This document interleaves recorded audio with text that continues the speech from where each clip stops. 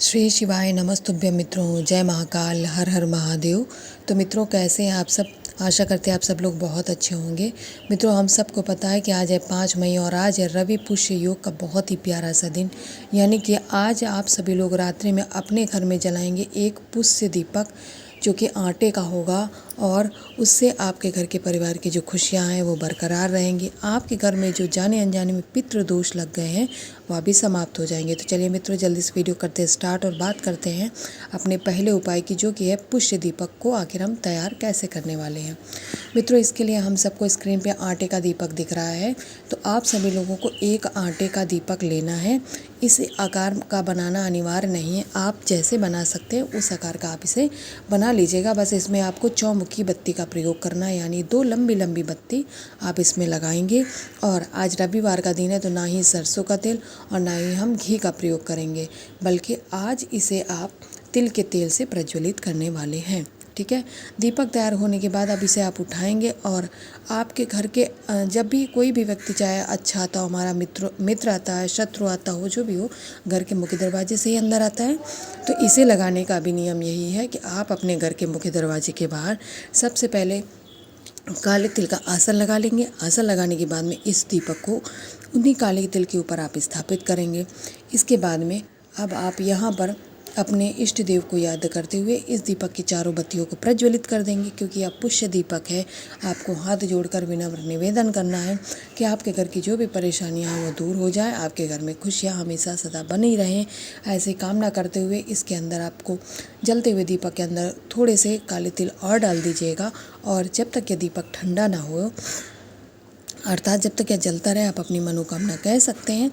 इसके बाद इस दीपक को उठा के आप किनारे पर कहीं भी रख सकते हैं। तो मित्रों, यहाँ पे मैं आशा करता हूँ आप सभी लोग इस रवि पुष्य योग के दिन बनने वाले इस दीपक को आप लोग समझ गए होंगे। अब चलिए मित्रों, वीडियो में आगे बात करते हैं आज के अपने दूसरे उपाय की।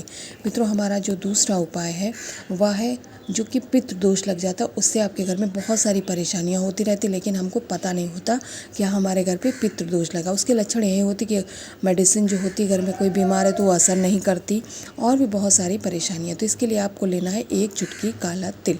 ठीक है मित्रों। इसके बाद आप लेंगे तांबे का एक कलश। ज़रूरी नहीं कि तांबे का ही बर्तन हो, आपकी स्वेच्छा जो भी हो, क्योंकि इस जो बर्तन आप लेने वाले हैं वह रात भर ढक के रखना है। तो जो भी आपकी इच्छा हो उस बर्तन का प्रयोग कर सकते हैं। अगर तांबे कलश ले रहा है, उसमें जल भरने के बाद में आप इस पर काले तिल डाल दीजिएगा। इसको उठाएंगे, आपके घर में जहाँ पर भी पानी पीने का स्थान है, अगर आरओ लगा है तो वहाँ पर जाएंगे, अगर कुछ और भी है जहाँ से आप लोग पीने का पानी लेते हैं वहीं पर जाना है। और आपका उपाय है पितृ दोष निवारण उपाय। तो फिर हमें अपने पितृ देवता के भी स्मरण करना है ना मित्रों।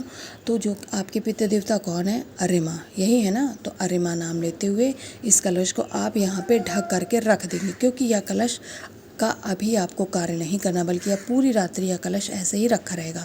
अगले दिन सोमवार का दिन है, स्नान ध्यान करने के बाद में अब आप इस कलश को उठाएंगे, पितृ देवता आर्य माँ का स्मरण करते हुए इस कलश को लेकर आप आपके पूरे घर में घूम जाएंगे। ठीक है। पूरे घर में परिक्रमा करने के बाद में, घूमने के बाद में, अब इस कलश को लेकर के, सोमवार का दिन है, महादेव जी का दिन है, तो जहाँ पर भी महादेव जी की शिवलिंग हो अगर आपके घर में, तो वहाँ चले जाइए। घर के बाहर है मंदिर में, वहाँ जाएंगे। इस कलश का आपको संपूर्ण जल श्री शिवाय नमस्तुभ्यं मंत्र का जाप करते हुए मित्रों महादेव जी की शिवलिंग पे समर्पित कर दीजिएगा। और जब आप इस जल को समर्पित करेंगे तो महादेव जी से आपके घर में लगे हुए पितृ दोष को दूर करने का निवेदन ज़रूर करेंगे। तो करिएगा ज़रूर मित्रों, बहुत ही अचूक उपाय है। तो यहाँ पर मित्रों हम लोगों ने 2 उपायों की बात कर ली। अब हम बात करते हैं वीडियो में आगे आज के अपने तीसरे उपाय की, जो कि इस रविवार के पुष्य योग के दिन हम लोग करने वाले हैं। मित्रों, हमारा जो तीसरा उपाय है वह है आपकी मनोकामना, आपकी इच्छाओं को पूरा करने वाला उपाय। इस उपाय के लिए आपको दीपक लेना है, मिट्टी का एक दीपक, बस वही लेना है। उसको लेने के साथ ही महादेव जी की जो सबसे प्रिय वस्तु होती है, यानी कि बेलपत्र, तो एक बेलपत्र आप इसी दीपक के अंदर रख लीजिएगा। ठीक है मित्रों। और इस दीपक को आप गंगा जल से भर लीजिएगा पूरा। छोटा सा तो होता है, थोड़ा सा ही गंगा जल लगेगा।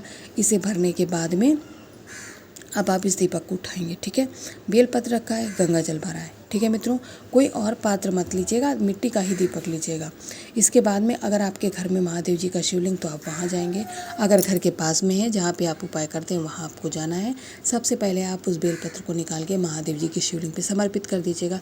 इसके बाद में आपके पास उस दीपक में जो शेष गंगा जल बचा है तो कुंदकेश्वर महादेव जी का नाम लेते हुए आप उस दीपक के गंगा जल को महादेव जी के शिवलिंग पे समर्पित करेंगे। और जब आप समर्पित कर रहे होंगे मित्रों, तो आपकी दिली इच्छा जो है, जो आपकी मनोकामना जिसे आप अपने हृदय में लेकर आए हैं महादेव जी के पास, उसे आपको महादेव जी से कहना अवश्य है। ठीक है मित्रों, तो यहाँ पर वीडियो में हम लोगों ने अपने 3 उपाय की बात कर ली है और मैं आशा करती हूँ आप सभी लोगों को यह उपाय समझ आ गए होंगे। तो आप सभी लोग इस रविवार के बनने वाले अद्भुत संयोग यानी कि पुष्य योग के दिन करिएगा ज़रूर। इससे महादेव जी आपके सारी इच्छाएं, आपके सारे पितृदोषों को दूर अवश्य करेंगे। अगर कुछ भी आप लोगों को समझ नहीं आए तो कमेंट सेक्शन में कमेंट करके पूछ सकते हैं। श्री शिवाय नमस्तुभ्यं।